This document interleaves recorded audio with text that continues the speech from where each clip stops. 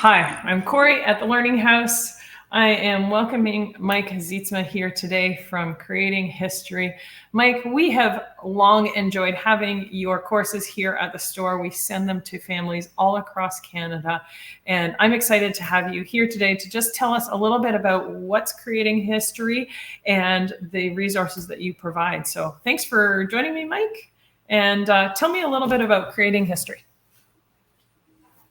Hi, Corey. Thanks for having me on. And congratulations on the 30th anniversary as well. Appreciate all the work that you guys have put in, and many families do as well. So basically, I love teaching history. I love creating materials. Well, too. I'm a teacher as well. And so I've developed all of these courses for my own use, but then my nephews and nieces were all homeschooled. And so I saw a need in the market, and I converted my own materials to use for homeschool families.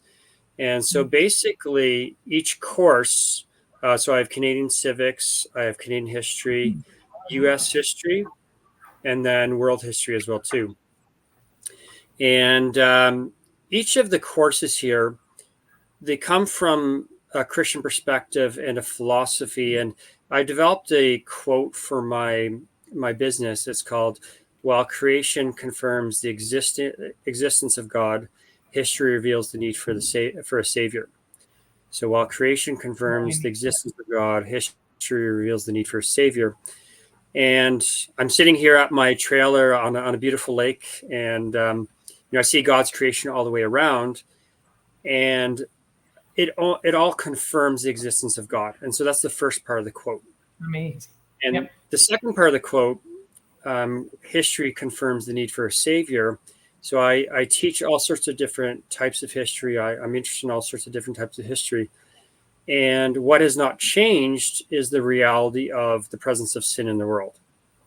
And the inability of humans to finally fix the problem of sin. So if we go back to whatever time frame, whatever people group, those attributes of who humans are at their core, both the good and the bad, those are still the same today. And we have not solved the problem of revenge, for example, the problem of abuse of power, all of those different things, they're still in existence today. They might present themselves in different forms today than in the past, but we as humans have still not solved the problem, which logically indicates the need for a savior. And so that's ultimately where I'm coming from when I've created all of these resources. And that's where the name Creating History comes from. So the creation part comes from the first part of the quote, and the history part comes from the second part of the quote, hence Creating History. And so that's where I'm coming from. And I love creating material. So while I'm up here in the summer, not only am I enjoying fishing every day, but I'm also creating new material. And so I am working on a new course for grade 7 and 8 as well too for Canadian history. And so, yeah, I enjoy doing this in my free time. Wow, very good. So give us a look at each of these courses. Could you just give me an overview of what I should expect in each of these courses, just real quick? Sure. And so basically, Canadian civics, students typically complete that in grade 9 or 10, and that's a half course credit. So it's a little bit of a smaller course, and it focuses on government structure within Canada and also active citizenship. And just as with all the other courses, it comes with a physical workbook. And so it is a professionally printed color workbook with access to digital resources for the parent. So that includes answer keys, rubrics for the parent, and so on, and also narrated lectures. And so that's the same for each course. And so Canadian history is typically completed in grade 9 or 10. Most often grade 10, that's a full course credit. And again, the same structure there. You get a physical workbook, color printed, engaging activities, differentiated evaluations with access to Google Drive. And that covers from 1914 to the 21st century. And so the World Wars especially are a highlight of that course. Mhm. And then in grade 11, students typically complete U.S. history. And that covers from the original colonies in the early 1600s all the way to the 21st century. And a lot of engaging events there. American history, there's just a lot going on with that, from the establishment of the original colonies, the American Revolution, expansion, the Civil War, America rebuilds, the World Wars, segregation and civil Mhm. rights, all the way to the 21st century. It is a very engaging Mhm. course, and especially from a Canadian perspective, it really provides a very good understanding of our neighbors and the neighboring nation who we have the most interaction with, and Mhm. that course is also available to Americans as well too. And Mhm. then finally, the newest course is grade 12 history, and it's typically done in grade 11 or 12. And Mhm. this is world Mhm. history from the Renaissance to the 21st century. And essentially, it discusses how the West became the West. And each Mhm. week is a new topic, and each week is centered on a central question. And by the end of each week, students are equipped to answer the central question from the topic. And these topics are all, like the Renaissance, Reformation, uh, the Enlightenment and absolutism, the French Revolution, Napoleon, the World War, all the way to the 21st century. So there's a lot going on in this course, and they're all exciting topics. I'm really Mhm. excited about this course, and I like the way that it's structured as well too, and that each week is a new topic, and it's just like bang, bang, bang. Mhm. Very clear instructions on how to complete the course as well too. And so this is a new one. I've had a lot of positive reviews from the Mhm. course who have taken it, and I think it'd be a great addition for students as well too. Neat. Yeah, there's a lot here. As I've gone through it, just seeing you've got an outline for each week, a spot for students to take lecture notes in it, and a structured way for them to learn to take notes well, and all kinds of activities, documentaries, so many other things in here. So looks really neat.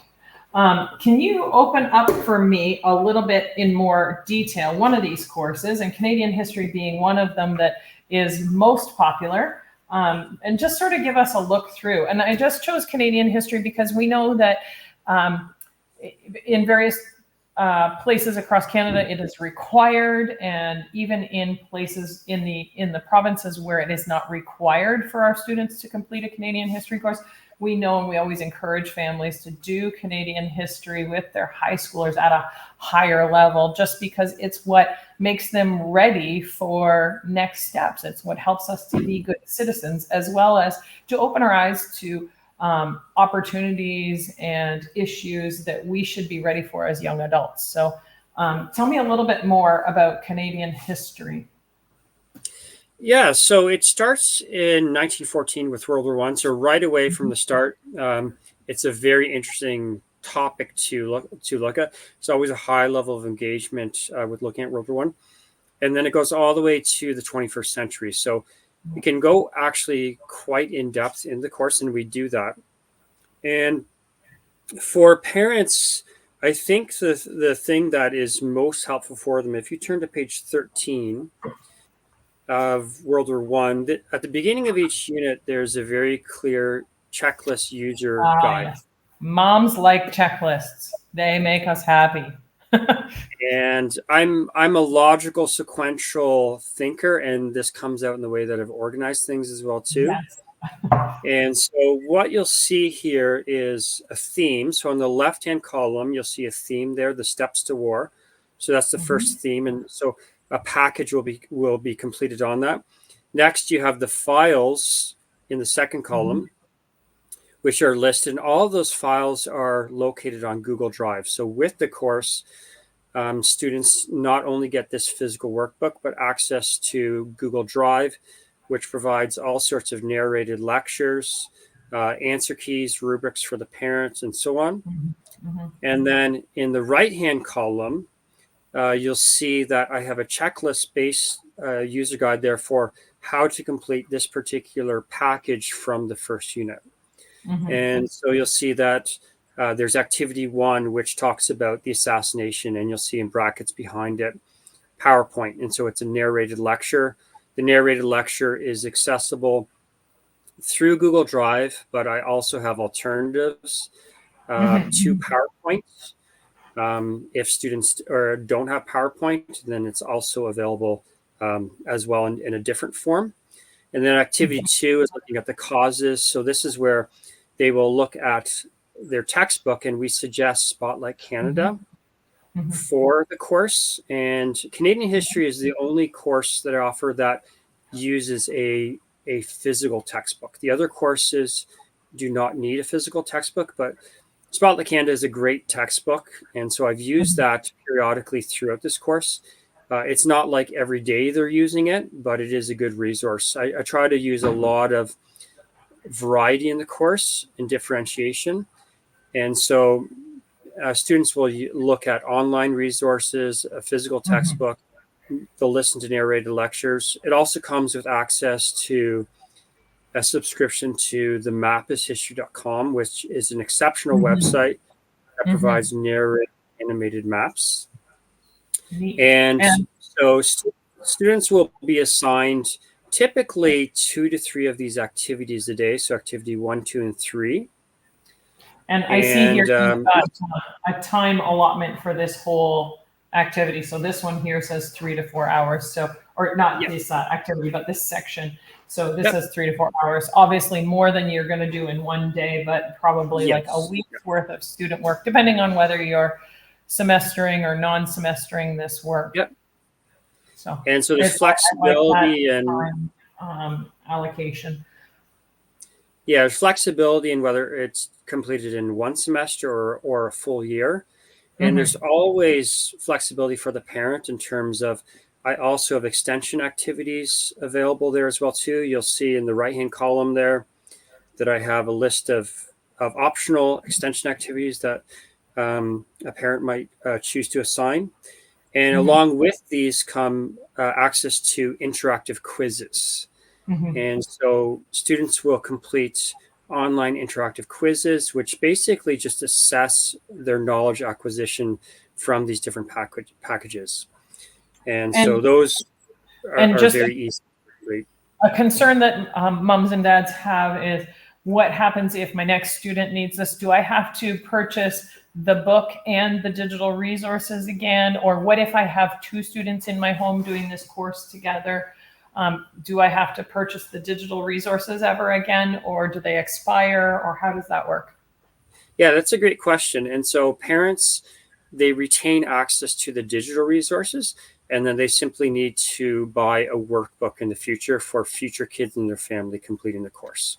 Okay. And so if I have 2 kids completing it simultaneously, I'm going to buy the course plus 1 student book. If I have 1 student do it this year and then another next year, I buy the course now, and next year I'll just get the student workbook. Yep. And that's the same for each of the courses. Yep. Excellent. That's really helpful. It's really nice when parents retain that access to those materials and don't have to worry about getting another subscription. Yeah. And if I can give you an overview of one of the activities, if you turn to page 18. Okay. Oops, I went too far here.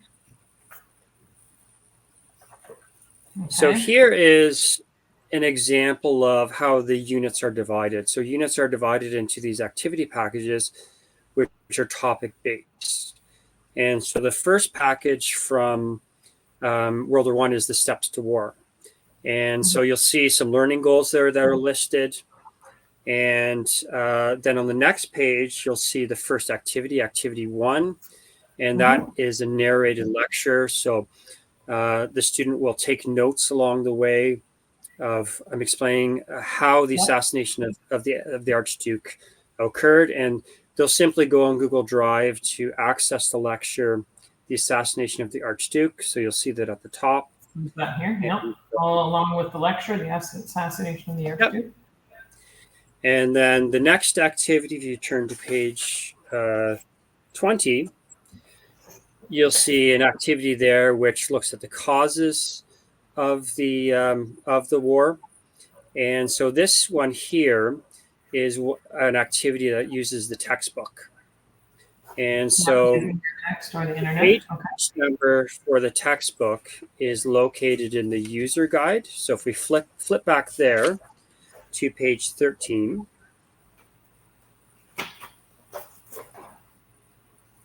you'll see for activity 2, causes, and page 66 from the textbook Spotlight Canada. Right. And I didn't bring the textbook in here, but we have that textbook available for our families. Yeah.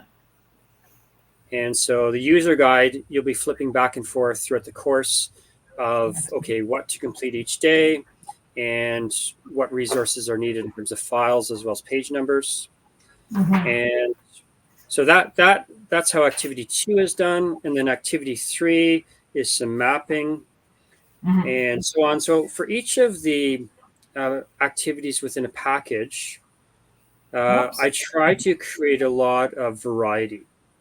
Good. So it's not simply just, read your textbook, write an essay. I very much believe in something called differentiation, where students learn in different ways. And so there's different ways to learn in terms of, listening to a lecture, next doing mapping, doing an interactive quiz online. As I mentioned, the course also comes with access to a website called themapishistory.com, and they produce exceptional animated maps. And Neat. they're really well done. These people do a great job. So that's a sample of how day-to-day activities are completed. And then I can also show you. And you do have a test in here as well? Yeah. Well, we've got interactive quizzes with every other section, and then. Yep. So if we go to page 59.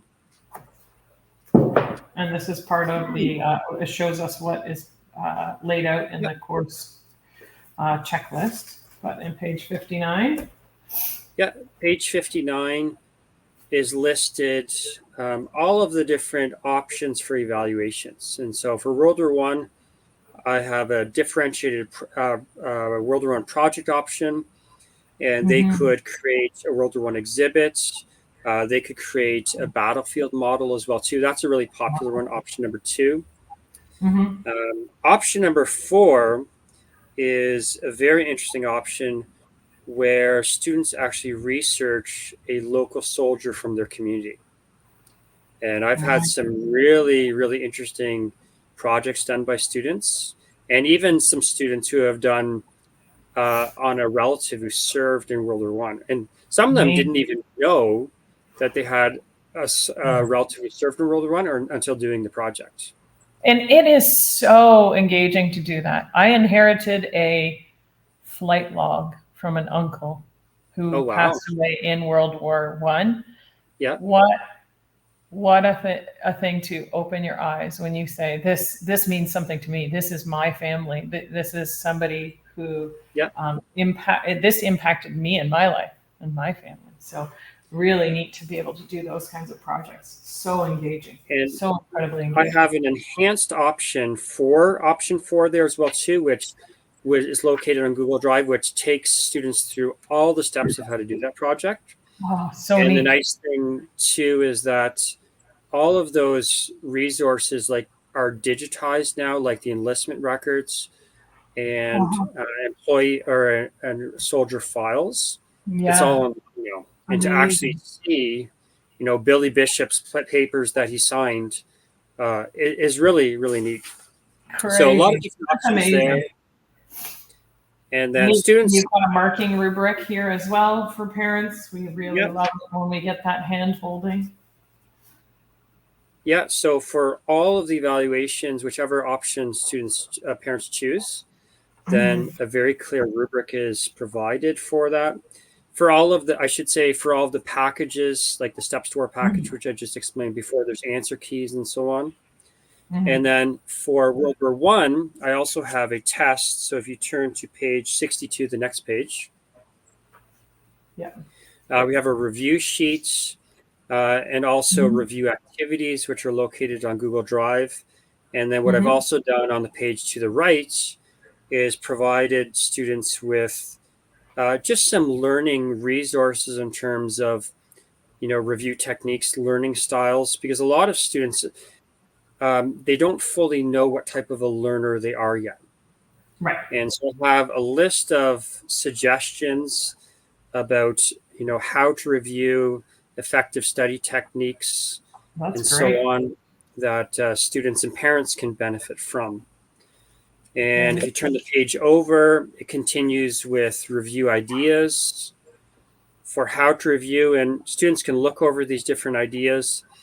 And if they're more of a visual learner, something like mind mapping or creating T charts could be very valuable. If they are someone who is more of an interpersonal learner, then I also have suggestions for that, and so on. And then I also have Mhm. quizzes, online quizzes, which students can redo in preparation for the Mhm. knowledge portion of the test. Wow. So a So lot much here. of these, it's not just content of the Woo. course, And you got a but it's Kahoot. the learning. Yes, Yeah. learning. Students learn how to learn, Very good. and This so is that's phenomenal, Mike. basically how that unit works. And the same structure exists for each of the courses, with Mhm. activity packages, a very clear user guide, access to digital resources on Google Drive, and project options and tests that are provided. So, and again, all of Amazing. these resources are proven in the classroom where I teach, but they're also Yeah. proven for homeschool learners. I mean, I've used these on my own nephews and nieces, Yeah. and they've done those, and so they've been tested, and these courses have been around for a while as well too. And I continue to modify them along the way as well too, because I modify them for myself in my own classroom. Right. So Right. And we know too, Mike, that while homeschooled students across the country don't have to gain equivalency for courses, there are places where there is a more rigorous evaluation process of what our students are looking at. And there are families who just want to gain those equivalencies and say, I checked off the same boxes as a student in the mhm. classroom would have done. We do know that there are students that are gaining equivalency for courses by doing this, i.e., they are, when they complete your course, they are able to show that to a school administrator or next educator who says, yes, this is equivalent to what you would have learned in a classroom. And so we will approve that as meeting those learning outcomes that are required. And so often students are able to get equivalency. And the barriers to that would more be just administrative ones, and the whole equivalency process being rather subjective. But students are doing this course in a classroom that has been accredited and audited. So we know that this course material meets Yeah, those requirements. So that's great to know that. yep, yeah. It's all of the different standards and so on have been met, and I do have documentation, particularly for Ontario. Mm-hmm. If parents are ever in a situation where they need documentation of how ministry expectations align to particular activities, all of the teacher lingo and ministry lingo, I have that, Mm-hmm. and I'm always willing to answer questions from parents as well too. And I know you guys also provide a lot of expertise and advice for Yeah, and we do parents who a lot are of counseling with families to make sure that yeah, they have those that talk track and the tools that they need to walk through that. So great yeah, to partner with you on that, Mike, as well. So, just to summarize, you have put in tremendous amount of work to make available the courses that you do teach in an audited and inspected classroom that are ministry approved courses, that you've made a tremendous amount of effort to make those available, and to make them available from a Christian perspective for students that are being homeschooled that want to have that high quality of history education. Really appreciate that you've made these available, that we can make them available here at the Learning House, and that we continue to work with you and hear from you as you develop new resources. Thanks for joining me today, Mike. I really appreciate your time. Thank you for having me on, and thank you for all of the work that you guys do as well too. It's important work. So thank you to you and your employees as well. All right. It's been great chatting with you, Mike. Take care. Great. Thanks. Take care.